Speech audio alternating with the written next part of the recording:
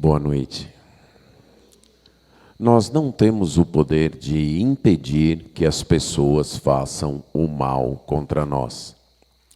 Mas a presença de Deus em nossa vida pode transformar este mal em bênção.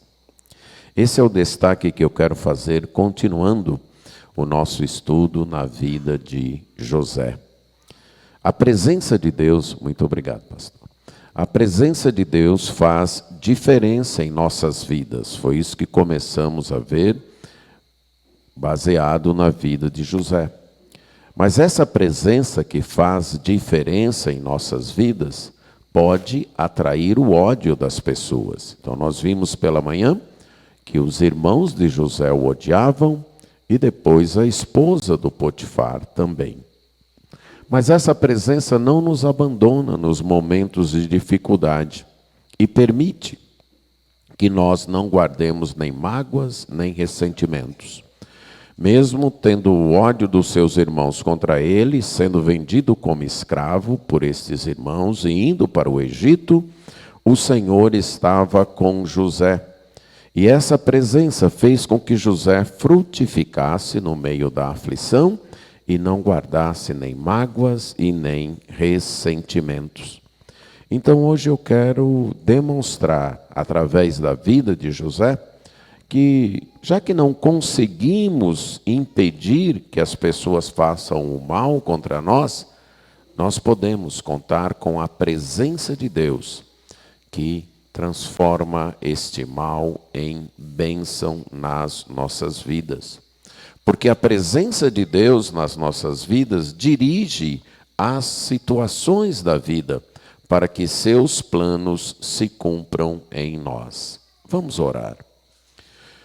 Pai eterno, mais uma vez estamos na Tua presença e confessamos a nossa dependência de Ti para a compreensão, amor e submissão à Tua palavra. Suplicamos que o Teu Espírito Santo opere isto em nossas vidas, em nome de Jesus. Amém. Deus tinha um plano para a família de Abraão, os descendentes de Abraão, o povo de Israel. E Deus já havia revelado este plano a Abraão lá em Gênesis capítulo 15, nos versos 13 e 14, quando Deus fez uma aliança com Abraão. E ali em Gênesis 15, 13 e 14, Deus disse para Abraão: sabe com certeza que a tua posteridade, isso é, a tua descendência, será peregrina em terra alheia e será reduzida à escravidão e será afligida por 400 anos. Mas também eu julgarei a gente a quem tem de sujeitar-se, e depois sairão com grandes riquezas.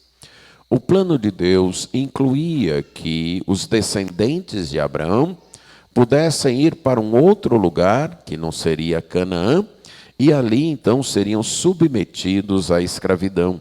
Eles iriam ser peregrinos numa terra estranha. Podemos entender que Deus planejou isso para impedir que o seu povo se contaminasse com as práticas cananitas. E aí a gente volta para a história de José, agora entre os capítulos 37 de Gênesis e 39, que contam a história de José. Nós temos o capítulo 38, que conta a história de Judá, que estava em Canaã, e nós percebemos o quanto a influência cananita já estava se fazendo sentir na vida daquela família. Judá, então, aí praticamente pratica prostituição cultual com sua nora, sem saber que é sua nora, mas ele a tem como uma prostituta cultual e pratica prostituição com ela. Ele já tem amizades com pessoas ali da terra de Canaã e começa a incorporar alguns daqueles costumes, alguns daqueles hábitos. Mas fazendo com que o seu povo fosse para o Egito, esse povo ficaria resguardado, não porque eles desejassem isso, mas porque os egípcios não se misturavam com pastores de animais, com pessoas que criavam e cuidavam de animais.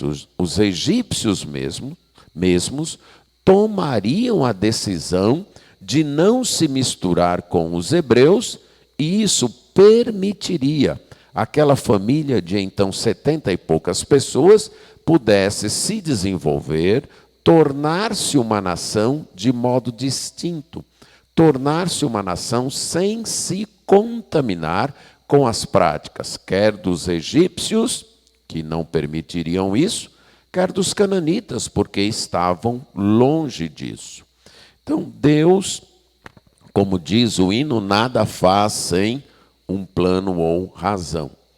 Ao permitir que José fosse vendido por seus irmãos para o Egito, Deus estava concretizando este plano que ele já havia revelado a Abraão e que era necessário para dar ao povo de Israel essa vida distinta, essa vida separada, essa vida então de nação escolhida por Deus, de comportamento distinto, de língua inclusive distinta, de cultura distinta, para ser tanto o veículo da revelação de Deus, como o veículo da redenção que Deus traria para todo o mundo. Deus então estava conduzindo as situações para que o seu plano se cumprisse. Devemos, olhando para isso, entender que nossa vida não é um fim em si mesma. Nós não existimos para nós. A nossa felicidade não é o fim supremo da nossa vida. O nosso bem-estar, o nosso conforto, o nosso sucesso, a nossa realização, não é o fim para o qual fomos criados. Nós não fomos criados para nós mesmos. Nós fomos criados para refletir a imagem de Deus, para representar Deus, para sermos instrumentos de Deus na realização do seu plano para este mundo.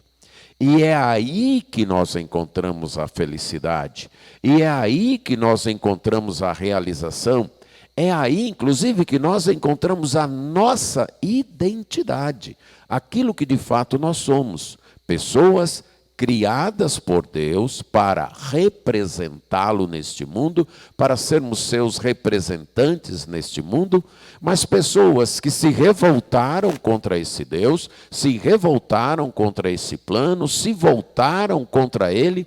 Queremos então ser autônomos, autossuficientes, guiar nossa própria vida, escolher nossos próprios caminhos.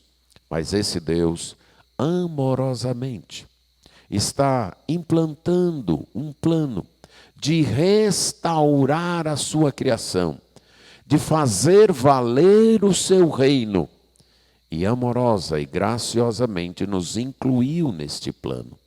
De modo que é neste plano que nós encontramos a razão da nossa vida. Devemos sempre olhar para isso. Tanto o bem quanto o mal que acontece em nossa vida. Como disse Jó, vem das mãos de Deus. Lembra que ele disse isso? Recebemos de Deus o bem, não receberíamos também o mal? Vem das mãos de Deus. Por quê? Porque nós não somos o fim do plano de Deus. O fim do plano de Deus é a sua própria glória através da restauração da sua criação, implantação do seu reino neste mundo com o povo que ele tem escolhido, para que esse povo desfrute da sua presença, da alegria plena da sua presença eternamente. José entendeu isso. Por isso que ele aceitava, com coração livre, com coração aberto, tanto as coisas boas como as coisas ruins que ocorreram em sua vida. Essa presença de Deus que faz com que os eventos e as situações da vida cumpram o seu plano, também age para que corações sejam mudados. Como José havia dito para o faraó, a terra teria 7 anos de prosperidade, 7 anos de fartura e depois 7 anos de fome. E vieram os 7 anos de fome, não apenas sobre o Egito, mas também sobre a vizinhança do Egito, incluindo a terra de Canaã, onde estava Jacó e sua família.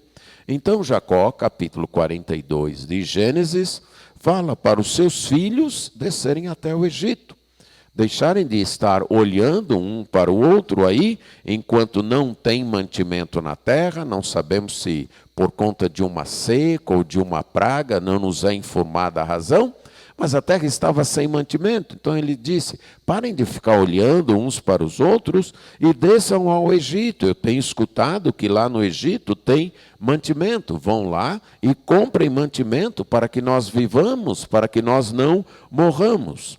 Então eles desceram, 10 irmãos. Jacó não deixou Benjamim ir junto.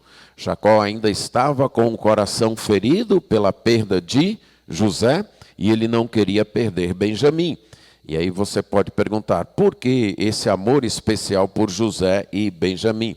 Lembre-se que José e Benjamim eram filhos de Raquel, a esposa que realmente ele amava. Lembra que Lia entrou na história por um engodo de Labão, o sogro de Jacó. Mas a esposa que ele realmente amava era Raquel, e José e Benjamim eram os filhos, então, de Raquel. Então ele resguarda Benjamim, manda os outros 10 e diz, vai que acontece algum desastre aí com esse meu filho, e aí como é que eu fico? Então eles foram. Agora vamos ler os versos 6 a 9 do capítulo 42. José era governador daquela terra. Era ele quem vendia a todos os povos da terra. E os irmãos de José vieram e se prostraram rosto em terra perante ele. Vendo José a seus irmãos, reconheceu-os. Porém não se deu a conhecer e lhes falou asperamente e lhes perguntou, de onde vens? Responderam, da terra de Canaã para comprar mantimento. José reconheceu os irmãos, porém eles não o reconheceram. Então se lembrou José dos sonhos que tivera a respeito deles e lhes disse, vós sois espiões e viestes para ver os pontos fracos da terra. Os irmãos de José não reconhecem José. Temos aí mais ou menos uns 20, 21 anos depois que eles haviam vendido José para o Egito, certo? José estava com a aparência mudada, estava com a aparência semelhante à de um egípcio, barba raspada, muito provavelmente usando as roupas típicas do Egito, falando a língua egípcia. E os irmãos de José ainda continuavam com a mesma aparência dos semitas, dos hebreus. Então era muito mais fácil para José reconhecer os irmãos e os irmãos não reconhecerem José. Mas tinha um outro fator, a questão da expectativa. Não passava na cabeça dos irmãos de José que José pelo menos estivesse vivo. Eles venderam José para os ismaelitas. Não sabiam que fim os ismaelitas tinham dado a José. E muito menos que José era o primeiro-ministro do Egito. Isso nem passava pela cabeça deles, certo? Então esses fatores os impediram de reconhecer José. José os trata asperamente. Por quê? Vamos lembrar que o último contato com os irmãos de José, estes irmãos haviam agido malignamente e com mentira. Aqui não se trata de ódio de José. Aqui se trata de uma estratégia para saber até que ponto eles estão falando a verdade. Eles me traíram uma vez. Veja aí o verso 21, quando o diálogo vai se desenrolando, então os irmãos dizem uns para os outros: na verdade, somos culpados no tocante a nosso irmão, pois lhe vimos a angústia da alma quando nos rogava, e não lhe acudimos, por isso nos vem esta ansiedade. Este tinha sido o último encontro de José com seus irmãos. Essa tinha sido a impressão que ele ficava, de pessoas cruéis, de pessoas que não atenderam o seu clamor por misericórdia. E agora ele quer saber, eles mudaram ou continuam os mesmos? Será que eles disseram a verdade para o meu pai? Ou será que eles enganaram o meu pai? Será que o meu pai ainda vive? Ou eles vão mentir para mim? Esta é a razão de José não ter se dado a conhecer e ter agido de modo áspero. José repete algumas vezes o que aparece aí no verso 19. Eu quero saber se vocês são pessoas honestas. Eu quero saber se vocês são pessoas corretas. Por que ele precisava saber disso? Porque até o último contato dele com os irmãos tinham sido honestos? Tinham sido corretos? Não. Pronto, eu quero saber isso. Eu quero saber se vocês são pessoas corretas. Eu quero saber se vocês são pessoas honestas. Quando a gente lê o texto, fica claro para nós que no coração de José, esses irmãos já estavam perdoados. Eles já estavam perdoados. Até porque se não tivessem perdoados, o que teria acontecido com eles aqui, José sendo primeiro-ministro do Egito? Teriam sido presos imediatamente, talvez mortos. José tinha autoridade para isso. Mas já estavam perdoados no coração. Agora, perdão no coração é um passo que não depende da outra pessoa. Não depende do arrependimento da outra pessoa. Alguém me ofendeu, alguém me feriu, no meu coração eu devo perdoar e pronto. Se a pessoa se arrependeu ou não se arrependeu, é problema dela com Deus. Eu devo perdoar. Agora, o segundo passo, que eu chamo de restauração do relacionamento, esse depende do arrependimento da pessoa. Ok? Não só um dizer que estar arrependido, mas uma demonstração que de fato se arrependeu. Suponha que você tenha uma firma e contrate um irmão em Cristo para ser o tesoureiro da sua firma. E depois de certo tempo você descubra que esse irmão está agindo desonestamente. No coração, você pode perdoar esse irmão. Pode, não deve, certo? Agora, manter este irmão como tesoureiro da sua firma é outra história. Isso vai depender de um arrependimento demonstrado, de um arrependimento evidenciado. Por quê? Porque caso contrário, quando a restauração não conta com isso, nós estamos ajudando a pessoa a continuar do mesmo jeito. Nós não estamos cooperando para que a pessoa de fato se arrependa, que ela de fato passe por uma mudança de vida. É isso que José está fazendo. No coração, os irmãos já estavam perdoados. Mas eu quero saber se houve uma mudança. Se de fato eles têm agora um outro caráter. Ele percebe que os irmãos não estão contando toda a verdade. O verso 13, quando ele pergunta aí para os irmãos e insiste, olha, vocês são espiões. Vocês vieram aqui ver os pontos fracos da terra do Egito, para depois então nos invadir. Aí eles respondem no verso 13: Nós, teus servos, somos 12 irmãos, filho de um homem na terra de Canaã. O mais novo hoje está com o nosso pai, outro já não existe. É verdade, mas é toda a verdade? Não é toda a verdade. Está faltando muita coisa aqui. Está faltando, olha, aquele outro, nós vendemos ele como escravos, a gente odiava ele, então a gente... Está faltando isso. E José percebe isso. Eles não estão contando toda a verdade. Não houve arrependimento, não houve mudança de vida. Mas o processo de restauração começa. E isso fica demonstrado no verso 21. Eles já admitem a culpa.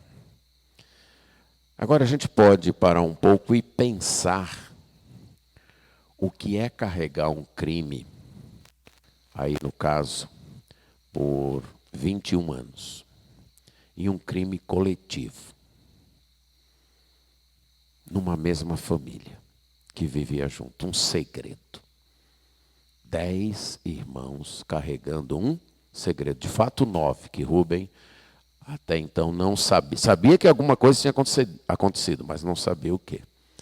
Segurar a língua para não deixar escapar nada, manter as conversas restritas, os olhares que talvez se acusassem, os olhares que um dizia para o outro, fica quieto porque eu sei coisa de você também. O quanto isso infecciona o relacionamento familiar, o quanto isso envenena, o quanto isso atrai culpa. E agora o processo começa. O pus começa a sair da infecção. Na verdade, nós somos culpados no tocante a nosso irmão. Eles começam a admitir que tem culpa. Eles começam a lembrar que aquele irmão havia rogado com angústia de alma, com aflição. E eles foram cruéis, eles não acudiram. E aí Rubem diz: estão vendo? Eu não disse para vocês não pecarem contra o jovem. O pecado começa a ser admitido. Mas vocês não quiseram me ouvir. Pois agora o sangue dele está sendo requerido de nós. Isso me faz crer que Rubem até então pensava que o irmão tinha morrido mesmo. O sangue dele está sendo requerido de nós. Agora, eles não sabiam que José estava entendendo tudo, porque José falava por intérprete. Na cabeça deles, José era um egípcio. E vejam no verso 24, José se retira e chora. Quando a gente quer a restauração de alguém, a gente deve pagar o preço. José está pagando o preço. Seria muito mais fácil para José se revelar, não seria? Evitaria sofrimento da parte dos irmãos e evitaria um sofrimento também da parte de José. Evitaria toda essa estratégia.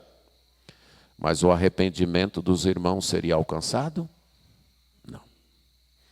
José ainda continua sofrendo para restaurar seus irmãos.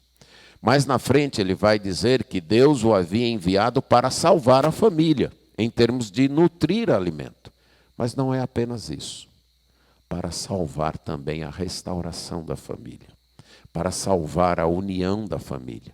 Para conduzir aqueles irmãos à verdade, ao arrependimento. Então, ele havia antes proposto que todos vocês vão ficar presos e vai um de vocês e traz o irmão mais novo, porque aí vocês vão provar para mim que vocês estão falando a verdade. Mas aí ele muda de ideia e toma Simeão. Por que Simeão? Depois de Rubem, quem era o mais velho? Simeão. Rubem não participou da venda. Lembra que Rubem quer restaurar o irmão. Então, quem era o responsável maior? Simeão. José aqui dá uma dica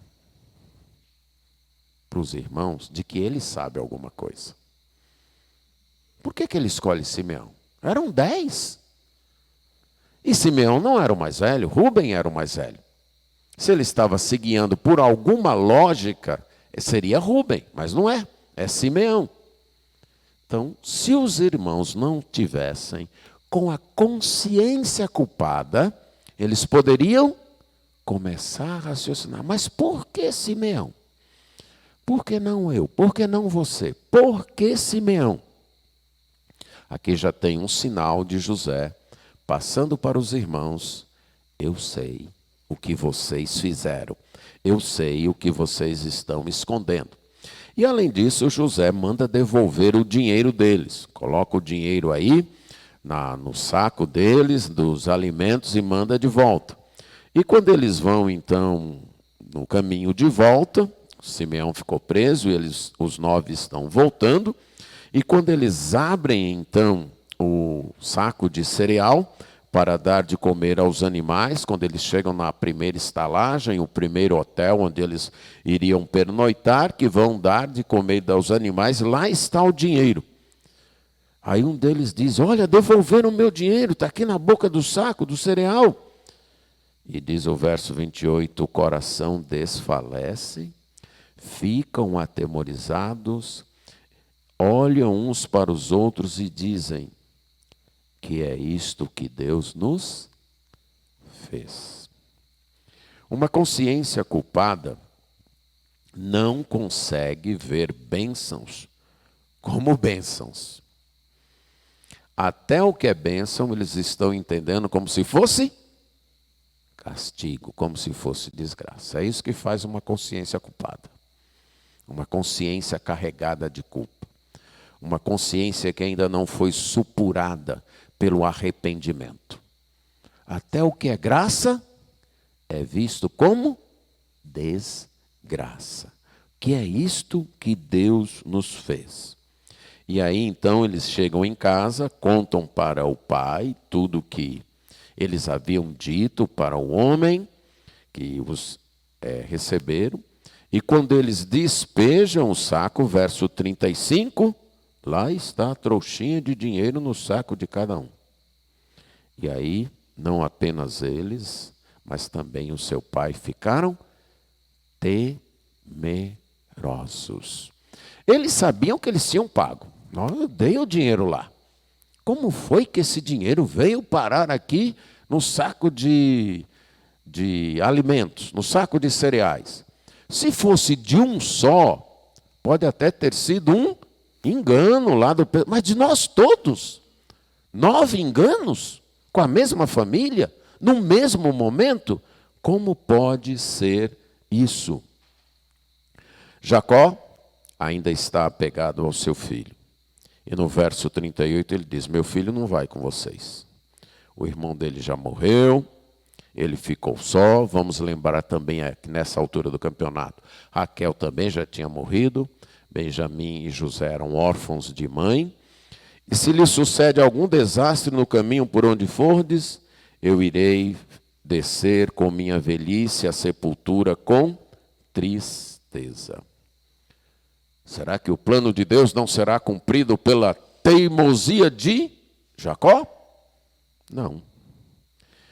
Deus faz com que o aperto mude corações, certo? Quantos de nós já não tivemos nossas decisões, opiniões, nunca vou fazer isso, não vou permitir aquilo, mudado por apertos, por sofrimentos, por situações desagradáveis. E aí, durante um ano, tem alimento, vão comendo, mas o alimento acaba, não chove, a falta de alimento continua. E Jacó diz: olha, é preciso que vocês desçam de novo para o Egito. Capítulo 43, a fome persistia gravíssima na terra. E quando comeram tudo que tinham trazido do Egito, Jacó diz: voltem e comprem mais. Aí Judá diz: o homem diz que sem o irmão mais novo, a gente não vai lá. É interessante que Rúben antes havia feito uma proposta para o seu pai, né? Olha, manda Benjamim comigo. Se eu não trouxer Benjamim, você pode matar meus filhos. Agora, que avô, concorda? Que avô vai fazer isso com os netos porque um filho não cumpriu a palavra? É uma proposta completamente descabida. Creio que sincera. Eu não creio que Rúben está mentindo. Foi sincera. Mas de uma sinceridade atabalhoada. De uma sinceridade sem sensibilidade. Que não pensou como é que ele vai fazer isso. Essa não é uma proposta que se faz. Agora, isso é típico de consciência culpada e desesperada. Faz propostas que não têm cabimento. Mas Judá tem uma outra proposta, certo? Judá vai dizer no verso 8: envia o jovem comigo, e nos levantaremos e iremos, para que vivamos e não morramos, nem nós, nem tu, nem os nossos filhinhos. Eu serei responsável por ele. Da minha mão o requerereis. Se eu não tu trouxer e não tu puser na tua presença, serei culpado para contigo para sempre. O homem está mudado. Lembra que foi ideia dele vender José para o Egito. Foi ideia dele. Mentiu para o pai. Mas agora ele diz, olha, pode deixar Benjamim comigo. Se eu não trouxer Benjamim de volta, eu vou ser culpado diante de você para sempre. E então Jacó, sem opção, disse assim: levem presentes para o homem, levai também vosso irmão, verso 13. Deus Todo-Poderoso vos dê misericórdia perante o homem, para que vos restitua vosso outro irmão e deixe vir Benjamim. Quanto a mim, se eu perder os filhos, sem filhos ficarei. Um senhor já um tanto desiludido da vida, já um tanto desesperançado da vida. E isso porque 9 dos seus filhos tinham mentido para ele e tinham causado essa tristeza para ele.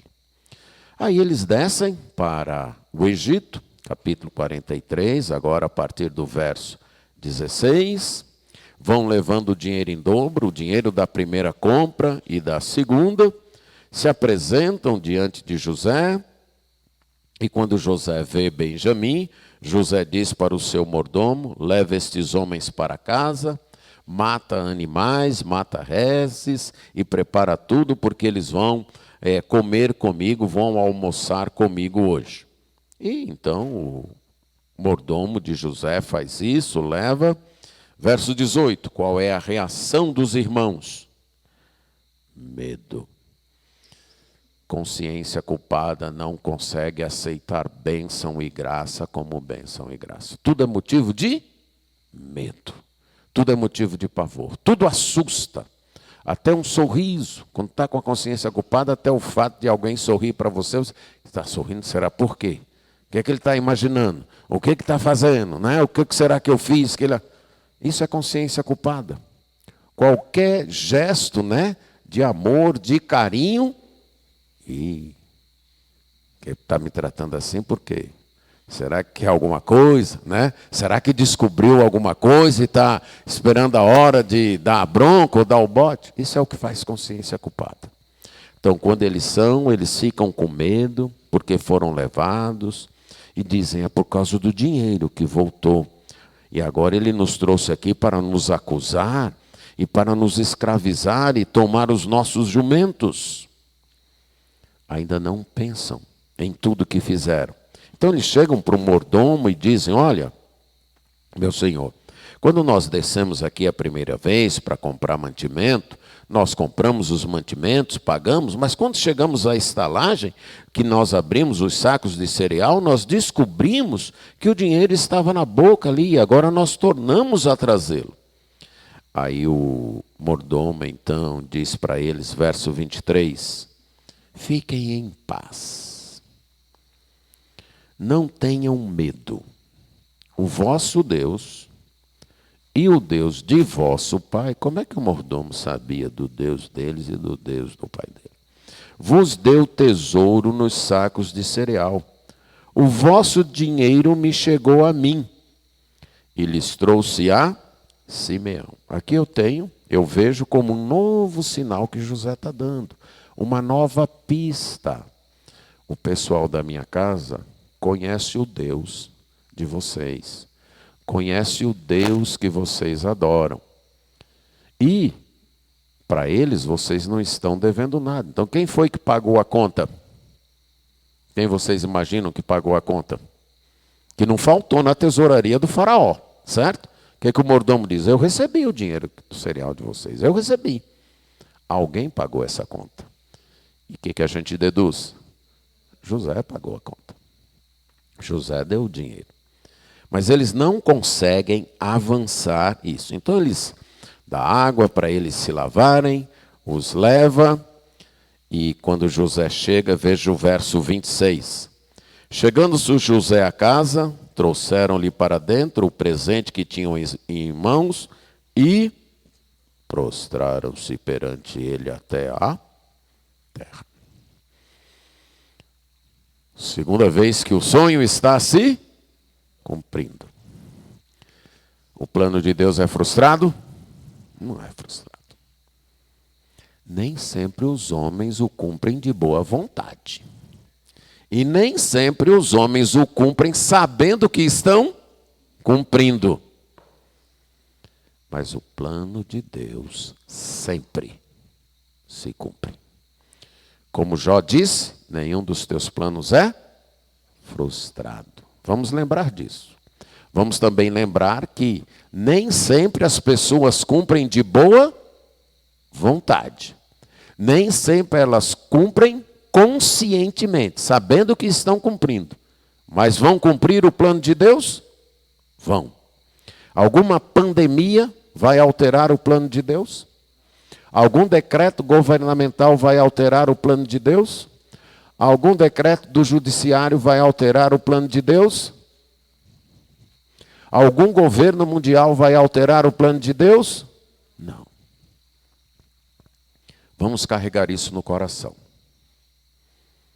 A gente se entristece, a gente sofre, causa dor para nós e para a nossa família, tudo isso. Mas alguma coisa ocorre fora do plano de Deus? Não. Temos que carregar isso no coração. Mesmo quando as pessoas imaginam estarem trabalhando contra o plano de Deus, que foi o caso dos irmãos de José, elas estão fazendo o quê? Aplanando o terreno para que o plano se cumpra. Ok? Vamos guardar isso no coração. Não precisamos andar temerosos, assustados, arrancando o cabelo, em pânico e levando a igreja a estar em pânico também com tudo que está acontecendo. É triste? É. É pecaminoso? É. É doloroso? É. Mas vai atrapalhar o plano de Deus? Não vai atrapalhar o plano de Deus. Pelo contrário, tudo está caminhando para que o plano de Deus se realize. Tudo está caminhando para isso. Então lá estão eles cumprindo o plano, o sonho de José, que José teve, se prostrando perante ele. José então conversa com eles. Vosso pai, o ancião de quem me falastes, vai bem? Essa é a primeira pergunta. É como se ele dissesse, meu pai, como vai? Só que ele dizia, vosso pai, o ancião, vai bem? Ele ainda vive? Vai bem, o teu servo, nosso pai, vive ainda. E novamente se prostra. Aí ele vê Benjamim. É esse aí o vosso irmão mais novo de quem me falastes? Deus te conceda graça, meu filho. E imediatamente sai para chorar. Você imagina o turbilhão de emoções no coração desse homem sensível. Ele é um homem sensível e a história toda está demonstrando isso. Ele não é um homem que a mágoa endureceu, que o ressentimento tornou o coração dele cínico, não. Ele é um homem sensível. E aí veio o irmão mais novo. Que ele talvez, a última vez que viu, era muito pequeno esse menino. Agora crescido, aí ele não aguenta. Ele vai, chora, aí lava o rosto, pede para servirem a refeição. À parte ficam os hebreus, porque os egípcios consideravam uma abominação se alimentar junto com os hebreus. Verso 32 diz isso. E aí ele dá um outro sinal, verso 34. A porção de Benjamim era 5 vezes maior. Como é? Por que isso? Por que Benjamim recebe mais? Sinais são dados. Sinais são colocados. A mesa é colocada do primogênito para o mais novo. Como é que José sabia disso? Vários sinais estão sendo dados para os irmãos. Mas a consciência está tão nublada pela culpa que eles não percebem nada. Eles não conseguem ver nada. E aí, depois comem, tem um banquete, se regalam. Aí José diz para o mordomo: dá os cereais, devolve o saco de dinheiro de cada um deles e pega o meu copo de prata e coloca lá na boca de mantimento do mais novo com o dinheiro do seu cereal. E aí, manda eles de volta. Aqui é um teste. Vamos ver se de fato eles mudaram. E aí eles fazem, saem, se despedem, vão alegres, satisfeitos. Imagina aí o coração até um tanto mais leve. Ufa, escapamos. Estamos voltando, graças a Deus. Estamos voltando com Benjamim, com comida. O homem nos aceitou, acreditou na nossa história. Graças a Deus está tudo bem. Aí depois José diz então para o seu mordomo: pronto, agora você vai atrás deles e diz: por que vocês pagaram o mal com o mal o bem que eu fiz a vocês? A pergunta aqui não é tanto para esse momento. A pergunta se refere a qual momento de fato? A um momento de 22 anos atrás, porque aqui já está no 2º ano de fome, lembra? 13 anos na cadeia, não sabemos quantos anos José ficou na casa do Potifar, mas pelo menos 13 anos na cadeia, os primeiros 7 anos de fartura e mais 2 anos de fome agora, já que está no 2º ano de fome. Mas a pergunta se refere àquela atitude deles com José anos antes. E por que vocês roubaram o copo por meio do qual o meu senhor faz suas adivinhações? Vocês procederam mal. Aí quando o mordomo os alcança e diz isso, eles dizem: como?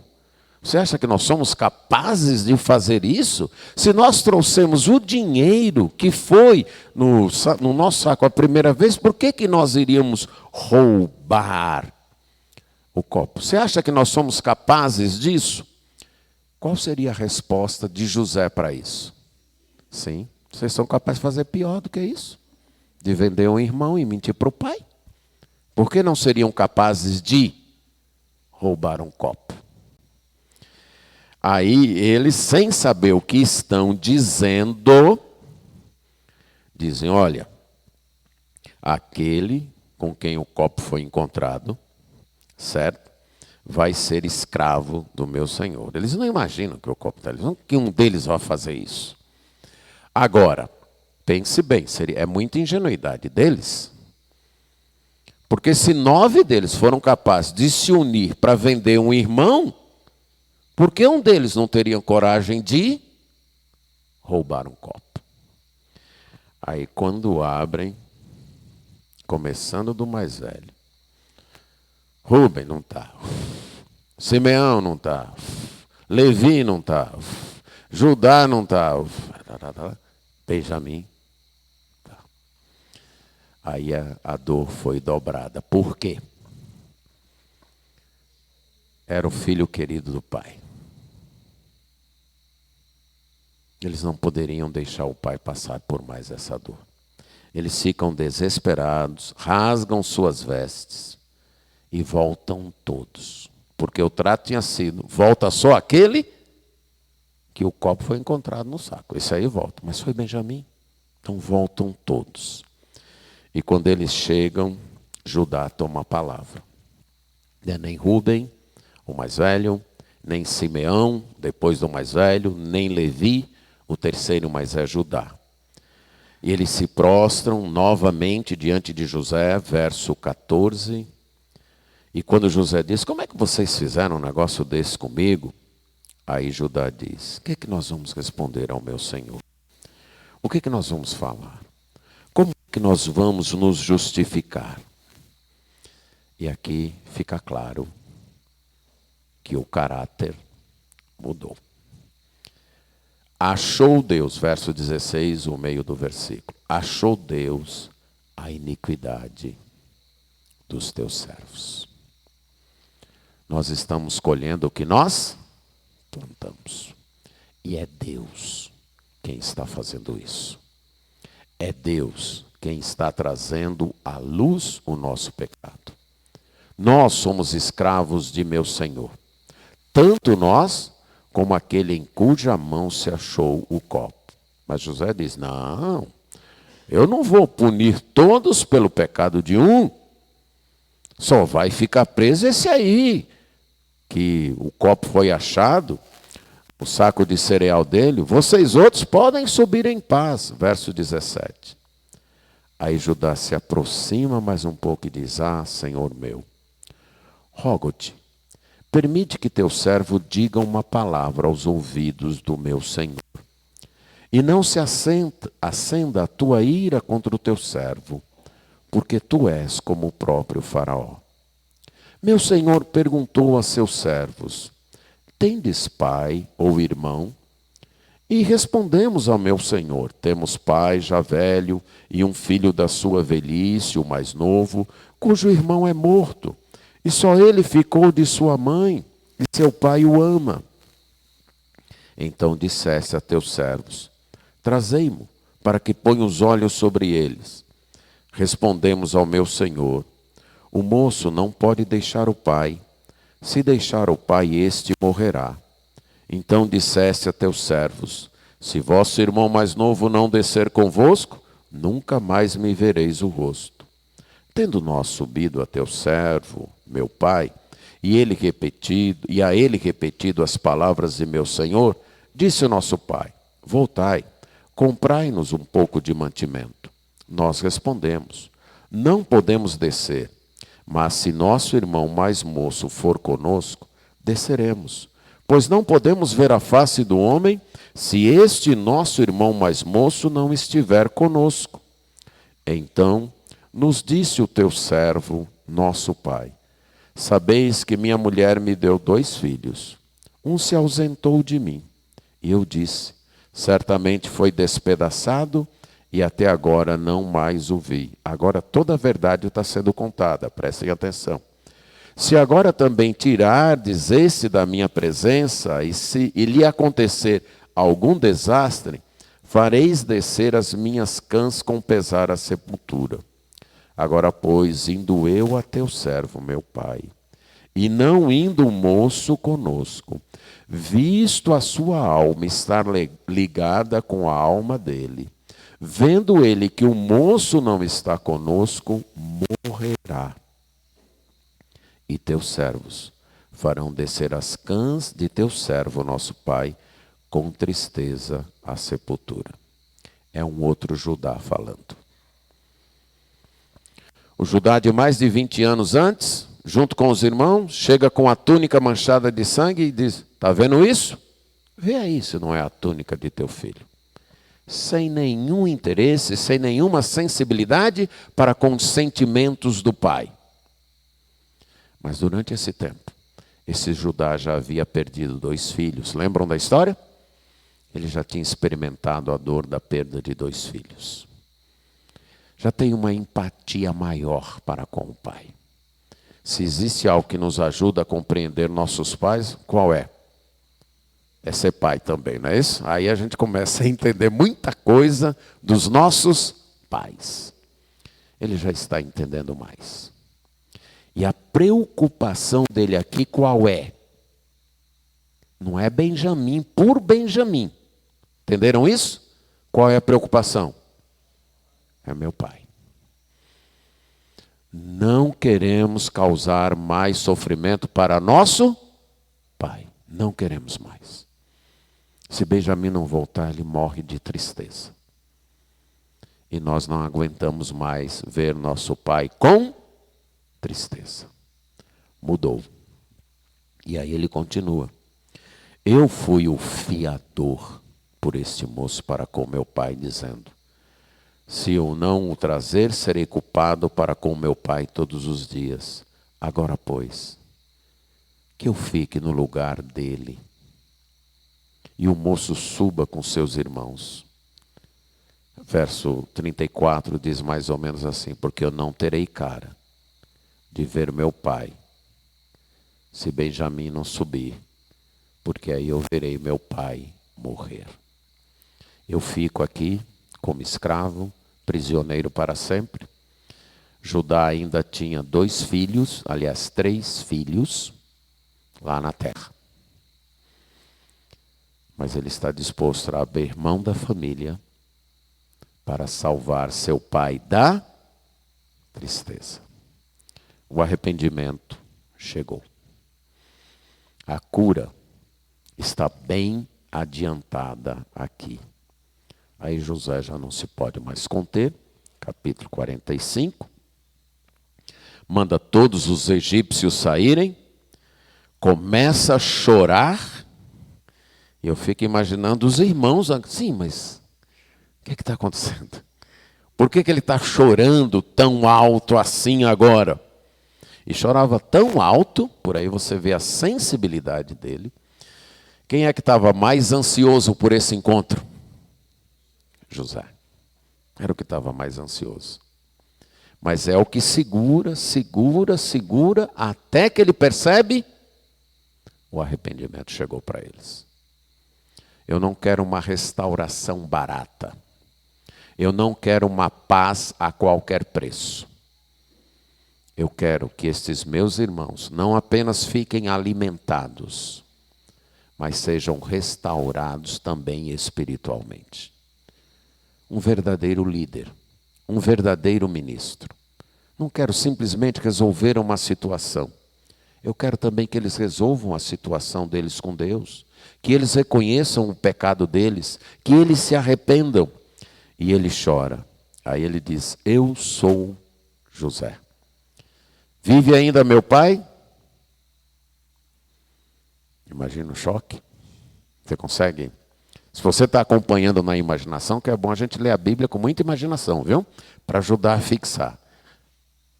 Eles ficaram pálidos, parados, atemorizados. Como é?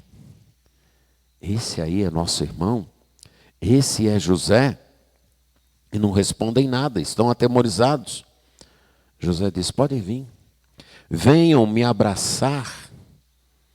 E eles se chegam e ele diz: eu sou José, vosso irmão. Eu sou irmão de vocês, a quem vocês venderam para o Egito. Cambada de infiéis, olha aí, agora estão recebendo o que vocês fizeram, olha aí, está vendo? É assim? Não.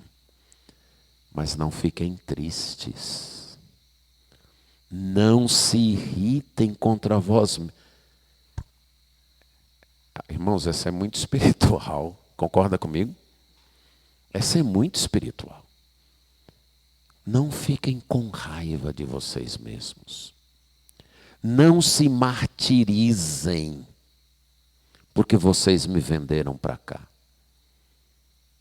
Porque foi Deus que me mandou na frente de vocês para conservação da vida. Este é o segredo de um coração livre, de um coração sem mágoas, de um coração sem ressentimentos, de um coração que sofre, que chora, que carrega a tristeza dos outros, que sofre pela restauração, mas que não carrega mágoas, de um coração que prefere sofrer do que fazer os outros sofrerem. Não fiquem tristes, não fiquem irritados contra vós mesmos. Foi Deus que me mandou na frente. Eu creio num Deus soberano. Eu creio num Deus que controla a vontade dos homens, inclusive o ódio dos homens, inclusive as decisões erradas dos homens, inclusive as decisões pecaminosas dos homens. Eu creio num Deus que está no controle de tudo. Já houve aí 2 anos de fome. Vão ter mais 5 anos de fome, não vai ter nem lavoura, nem colheita. Mas Deus, verso 7, me enviou adiante de vocês para conservar vossa sucessão na terra e para vos preservar a vida por um grande livramento. José, em outras palavras, está dizendo, o meu sofrimento não foi em vão. Mais de 22 anos, longe do meu pai, longe da minha terra, sendo escravo, sendo preso, sendo caluniado, não foi em vão. Foi para salvar vocês. Foi para cooperar para que vocês ficassem livres. Muito do nosso ressentimento, da nossa ira, das nossas mágoas quando injustiçados, quando maltratados, seriam curados se nós percebêssemos que Deus pode usar o nosso sofrimento para o avanço do seu reino. Para que pessoas sejam alcançadas, usando a linguagem de Paulo, para completar o sofrimento de Cristo. Não no sentido expiatório, mas no sentido de fazer o evangelho avançar. Mas será que estamos dispostos a isso? Será que estamos dispostos a ver o ódio da nossa família, os maus tratos dos mais próximos? Estamos dispostos a suportar isso pelo bem do evangelho? Estamos dispostos a suportar um casamento disfuncional, no qual nossas necessidades nem sempre são satisfeitas, mas suportamos, porque o evangelho está acima do nosso conforto, porque o evangelho está acima do nosso prazer. Somos capazes disso? Estamos dispostos a isso? José estava. E era isso que fazia dele um homem livre. José só tinha uma prisão: a vontade de Deus. Como diz o hino, corta qualquer laço, menos o que me amarra a ti. Pronto. José só queria um laço na sua vida, o que o amarrava ao plano de Deus. Os outros, fica para lá. Posso ser caluniado, posso ser traído, posso ser esquecido, posso ser abandonado. Mas se o plano de Deus está se cumprindo, eu dou o meu melhor. Eu me entrego. Eu trabalho. Eu não vou carregar mágoas nem ressentimentos. Se o plano de Deus está sendo cumprido. O que me importa? Como Paulo diz lá em Filipenses. Alguns anunciam o evangelho por inveja, outros por porfia, outros querem aumentar as minhas tribulações, eu já preso, Mas é Cristo que está sendo anunciado, então eu me alegro e sempre vou me alegrar. O Evangelho, o plano de Deus, acima de tudo. E ele repete no verso 8: assim não fostes vós que me enviastes para cá, e sim, Deus, foi Deus. Ele usou vocês, mas no final, foi Ele. Foi Ele que me mandou para cá. Foi Ele que me colocou na casa do Potifar. Foi Ele que me levou para a cadeia. E foi Ele que me tirou de lá e me colocou como pai de Faraó e senhor de toda a sua casa. Agora vocês vão, tragam nosso pai, tragam todo mundo, porque eu vou sustentar vocês aqui durante esse tempo. E no verso 24, quando ele se despede dos irmãos, o que ele diz? Não briguem pelo caminho. Porque era provável ter uma briga. O culpado foi você, Judá. Olha o que você fez aí. Não briguem. Vão em paz. E traga nosso pai para cá. Aí, o resto da história vocês todos conhecem. Eu quero dar um pulo e depois voltar só para um outro texto, que é depois da morte de Jacó, capítulo 50, versos 15 a 21. José ainda sofre um pouco por seus irmãos depois de tanto tempo. Eles sepultam o pai, cumprem o luto, e agora os irmãos de José estão com medo. Eu acho que José só aguentou a gente esse tempo aí por causa do papai. E agora que o papai morreu, ele não vai deixar barato, não. O que está acontecendo aqui? Remorso. E julgar José pelo coração deles mesmo. Talvez, porque se fosse eu, se você tivesse feito isso comigo, aí eles dizem, né? Olha, é o caso de José nos perseguir e retribuir certamente o mal todo que lhe fizemos. Aí eles mandam um emissário até José.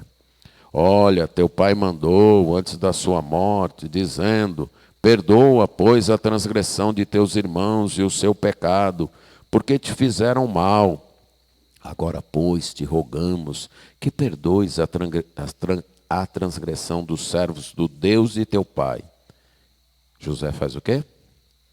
Chora. Como é?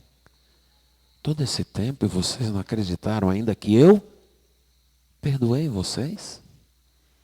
Que eu aceitei vocês de volta como irmãos? Ele chora. Aí chegam seus irmãos, prostram-se diante dele e diz: eis-nos aqui por teus servos. Verso 19. Não tenham medo. Acaso estou eu no lugar de Deus? O que José está dizendo aqui? Não compete a mim vingar nada. Isso não está em minhas mãos. Quem é que vinga? É Deus e eu não sou Deus. Toda vez que a gente quer se vingar, a gente está se julgando Deus. Toda vez que você quer dar o troco, você está se julgando Deus. José tinha ciência de que ele não era Deus. Aí ele diz: vocês, na verdade, intentaram o quê? O mal contra mim. José não é ingênuo. Prestem bem atenção, ele não é um ingênuo. Não, vocês, eu sei. Eu sei que vocês tramaram para o meu mal, eu sei disso. Eu não sou um bobo. Eu não sou um ingênuozinho. Eu sei que a vontade de vocês era qual? Que o plano de vocês era qual? Era o mal. Ele não é ingênuo, mas ele é crente. Porém, Deus o tornou em bem. Para fazer, como vedes agora, que se conserve muita gente em vida. Não tenham medo. Eu vou sustentar a vocês e a vossos filhos. E assim os conforta. A presença de Deus faz isso. transforma o mal que pretendem contra nós em bem. E o último destaque está na bênção de José, volte aí para o capítulo 49, na bênção profética de Jacó, melhor dizendo, para com seus filhos. Eu quero frisar o que ele diz de José, versos 22 a 24. José é um ramo frutífero junto à fonte. Seus galhos se estendem sobre o muro. A presença de Deus, Jacó reconhece, faz a vida frutificar. A presença de Deus faz com que a vida seja como uma árvore plantada junto à fonte, que permite que os galhos se estendam, que avancem até sobre o muro. Ele diz assim: foi José. Alguém que, apesar de todas as aflições, foi uma planta frutífera, que se estendeu, que deu fruto, que nunca soube o que é falta d'água, nunca soube o que é seca, apesar de todas as aflições que passou. E diz também: os flecheiros lhe dão amargura, atiram contra ele e o aborrecem. Evidentemente é uma linguagem metafórica de poesia, porque isso aqui é poesia. Então os flecheiros deram amargura a José? Sim. Mas o seu arco, porém, permanece firme, e os seus braços são feitos ativos pelas mãos do poderoso de Jacó. Sim, pelo pastor e pela pedra de Israel. Esse homem foi perseguido, foi amargurado, foi flechado muitas vezes, mas esse homem nunca desistiu. O braço dele sempre ficou firme. O arco dele sempre ficou atirando. E sabe por que foi isso? A presença de Deus. Jacó, o pai, reconhece isso. Foi as mãos do poderoso de Jacó, o pastor e pedra de Israel. Não foi José, foi Deus através de José. Foi a presença de Deus. A presença de Deus é que faz diferença em nossa vida. Sem a presença de Deus, nossa vida será como qualquer outra vida. Mas essa presença pode atrair o ódio das pessoas contra nós. Mas essa presença não vai nos abandonar e nem permitir que a mágoa e o ressentimento dominem nosso coração. Essa presença vai nos fazer frutificar, mesmo em tempos de aflição.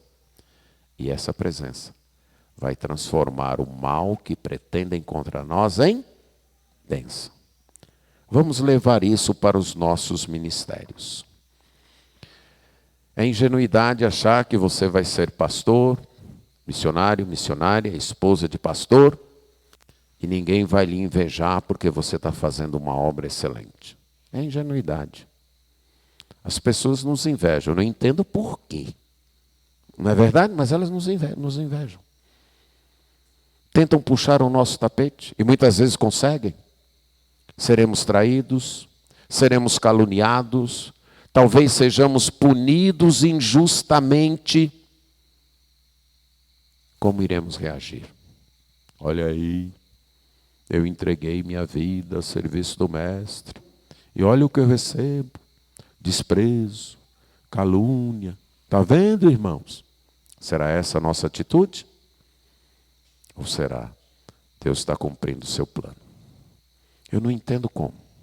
Estou sofrendo, está doendo, mas Deus está cumprindo o seu plano. Não vou permitir que a mágoa, que o ressentimento, que a vingança dominem o meu coração. Perseguido, preso, caluniado, seja no posto de primeiro-ministro ou de carcereiro, não importa. Eu vou dar o melhor de mim. Eu vou fazer o melhor. Eu vou ser sensível às necessidades dos que estão ao meu redor. Eu vou perdoar. Eu vou lutar pela restauração dos irmãos. E vou entender que o meu sofrimento é parte de um plano maior, do plano de Deus, para que outras pessoas sejam alcançadas e salvas. É isso que nos liberta. É essa presença de Deus em nossa vida que nos transforma e nos faz livres. Amém.